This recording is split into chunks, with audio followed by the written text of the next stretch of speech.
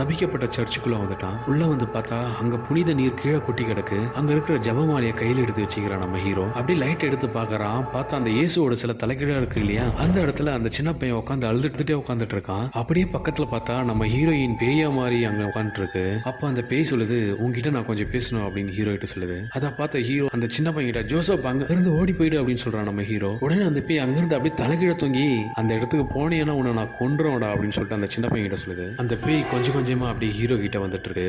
அப்படியே வரும்போதே பேசிட்டே வருது, எனக்கு ஒரு குழந்தை வேணும், உன் மூலியமா ஒரு குழந்தை வேணும் அப்படின்னு சொல்லிட்டு ஹீரோவை பார்த்து பேசிட்டு சாத்தான் இந்த உலகத்துல பிறப்பெடுக்க போகுது அப்படின்னு அந்த பேய் சொல்லுது. உடனே நம்ம ஹீரோ மந்திர வார்த்தையை சொல்ல ஆரம்பிக்கிறான். கொஞ்சம் கொஞ்சமா அந்த பேய் வந்து துடிக்க ஆரம்பிக்குது. அப்படி நம்ம ஹீரோவை தள்ளி விட்டுட்டு பாதாள சுரங்கத்துக்குள்ள அந்த சின்ன பையனை இழுத்துட்டு போயிடுது அந்த பேய். இப்போ நம்ம ஹீரோ தேடிக்கிட்டே உள்ள வரான். அங்க ஃபாதர் சாவடிச்சு அந்த இதே மாதிரி இந்த படத்தோட ஃபுல் ஸ்டோரியை பார்க்கறதுக்கு நம்மளோட சேனலை சப்ஸ்கிரைப் பண்ணுங்க. டிஸ்கிரிப்ஷன்ல அந்த படத்தோட லிங்க் கொடுத்துருக்கேன், அதை கிளிக் பண்ணி இந்த படத்தோட ஃபுல் ஸ்டோரியை பாருங்க.